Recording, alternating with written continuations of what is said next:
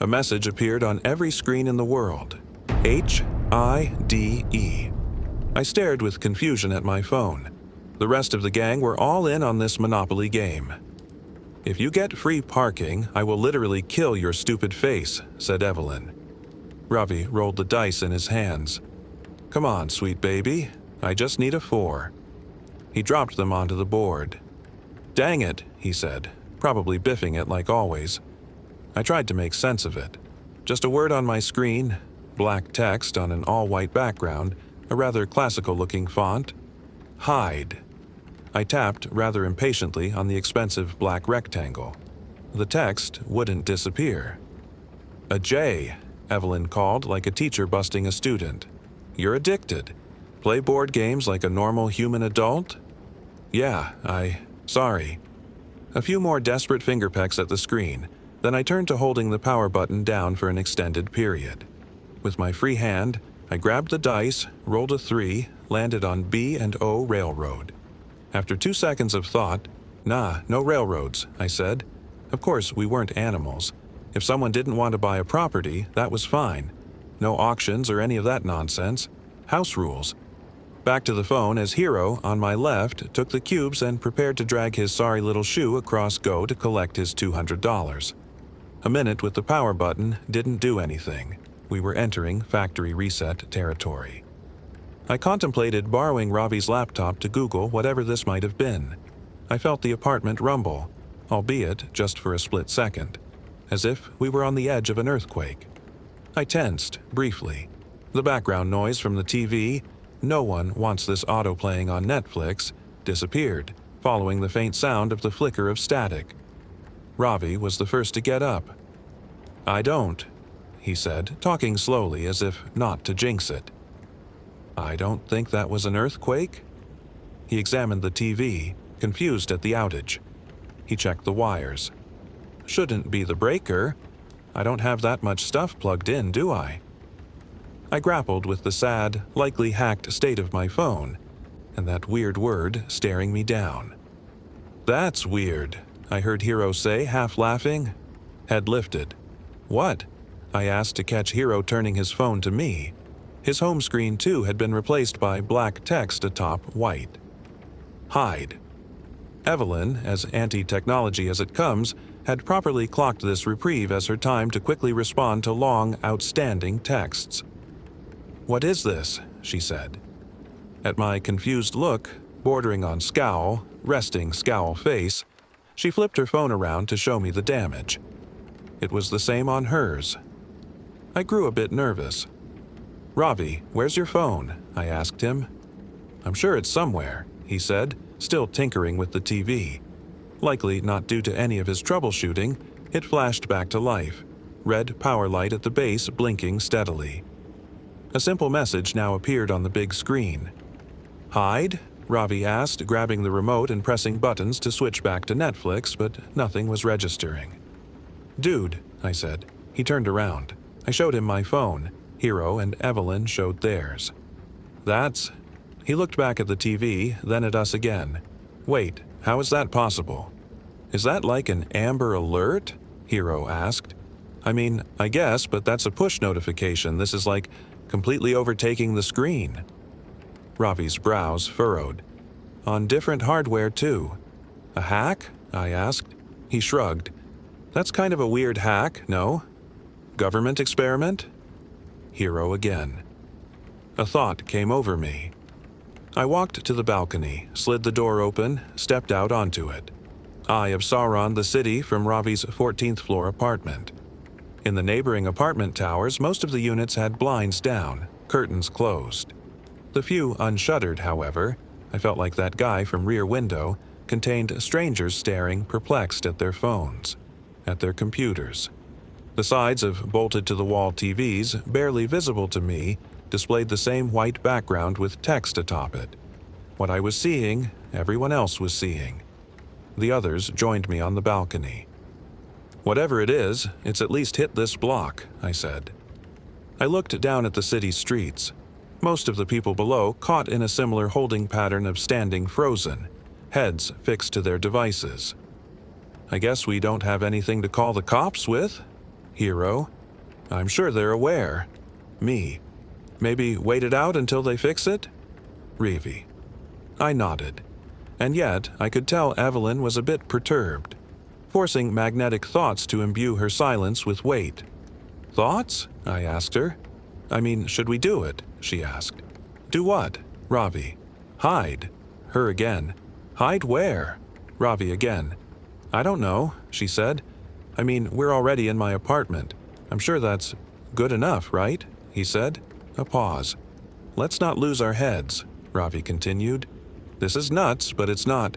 I mean, it's not like literally hide, right? Hero clicked his fingers. What if it's viral marketing? Like for a movie? Hacking our phones so we can't use them. I don't know if that's in Lionsgate's purview, man, I said, then, head turned to Evelyn. But hide?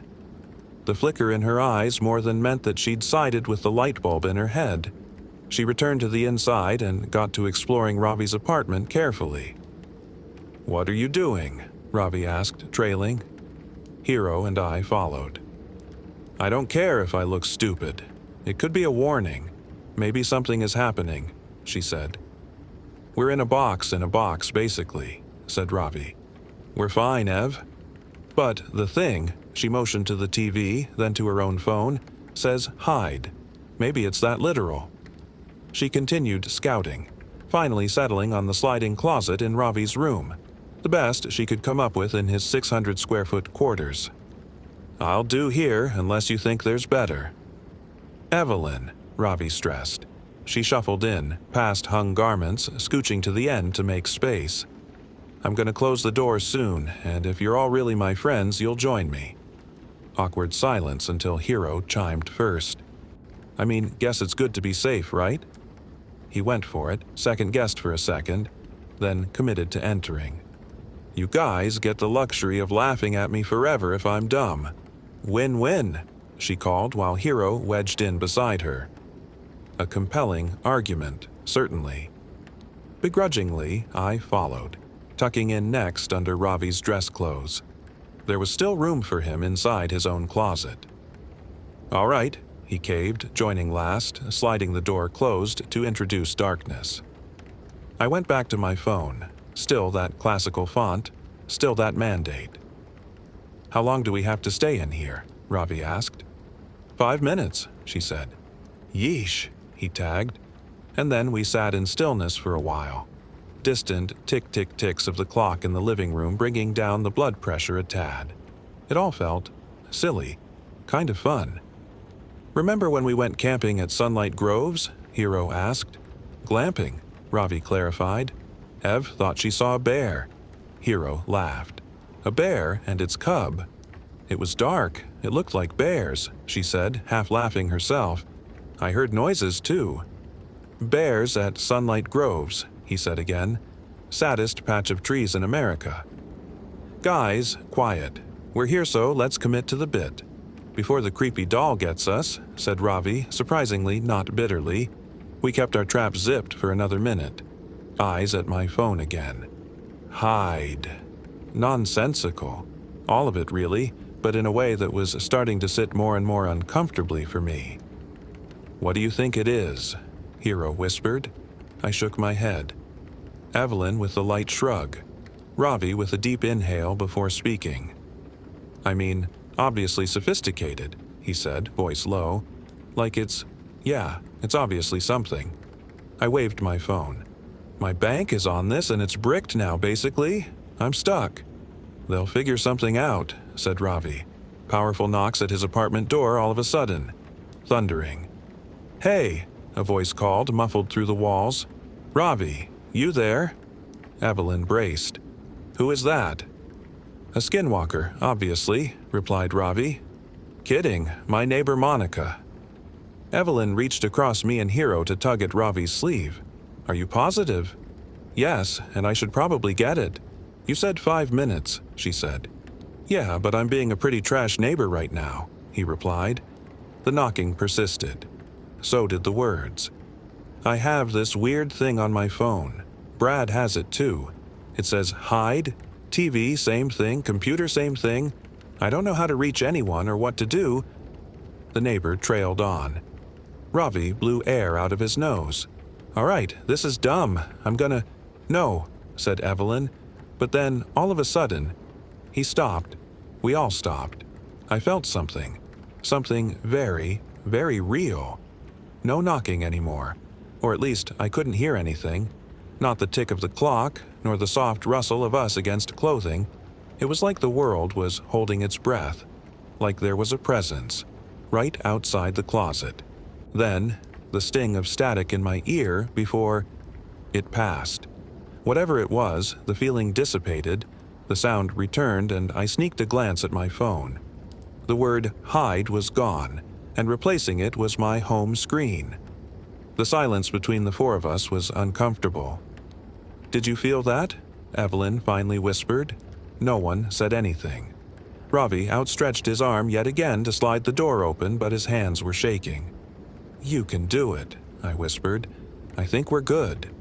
He steeled himself, looking very much like he was crossing some sort of internal threshold.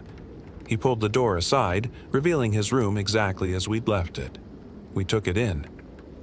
"I'm going to answer Monica," he said, with not a whole lot of vigor to his voice, getting up and creeping out of the room. The rest of us followed, stopping in the living room while he continued to the door. I went to Twitter, searched hide, and sorted by new. Evelyn, meanwhile, grabbed the remote from the stand and turned the TV, now hideless, youth on, and maneuvered through the Roku channels. "What are you looking for?" Hero asked.